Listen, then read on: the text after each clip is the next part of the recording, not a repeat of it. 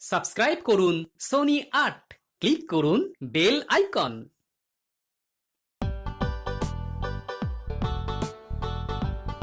না না গিন্নি, এত দায়-দায়িত্ব নিতে পারবো না, এই বলে দিচ্ছি। হ্যাঁ এ তুমি কি বলছো? হ্যাঁ ঠিকই বলছি। একে আজ 1 মাসের ওপর তোমার মা এসে আমার বাড়িতে আছে। তার খাওয়া, তার পড়ার সব খরচ আমার কাঁধে। তার উপর তো ছোট বোনের বিয়ের সব দায়িত্ব যদি আমার ঘাড়ে এসে পড়ে, তাহলে তো আমি ভারে ভারে চ্যাপ্টা হয়ে যাব।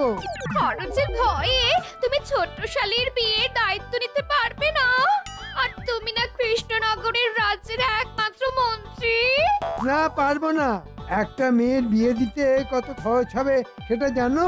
হিসেব জ্ঞান তো কিছুই মাথায় নেই, শুধু খরচ করার বুদ্ধিটুকুই আছে। জানি, ভালো করেই জানি। আর তার সাথে এটাও জানি তুমি হলে এই রাজ্যের মহামন্ত্রী। কত প্রতিপত্তি তোমার।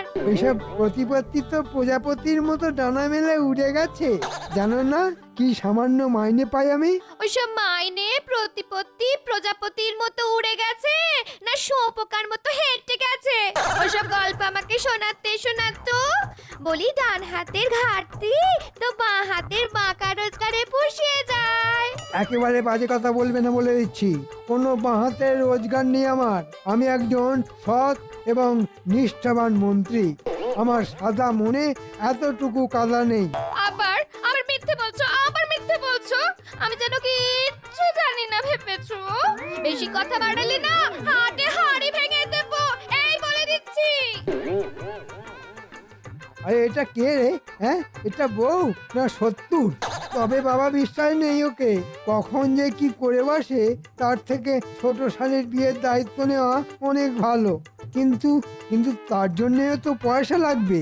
জমানো পয়সা থেকে খরচ করলে তো পয়সা কমে যাবে। না না, অন্য কিছু ভাবতে হবে, অন্য কিছু ভাবতে হবে।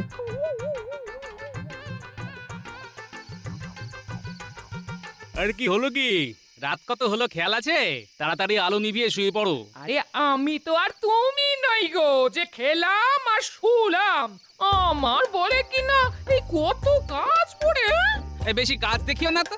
হ্যাঁ, দুটো মাত্র প্রাণীর 4টি ভাত ফোটানো আর তরকারি। হ্যাঁ, ভালো বললে তো ভালো বললে। বললি ভাত আর তরকারি রান্না ছাড়া সংসারে কি কোনো কাজ নেই গো? সেই সব কাজ কে করে দিয়ে যায় শুনি? কেন আমিও সংসারে কম কাজ করি না? হ্যাঁ, তোমার কাজ মানে তো গড়িমসি করে বাজার যাওয়া আর পচা ধসা 4টি আনাজ আর মাছ কিনে আনা।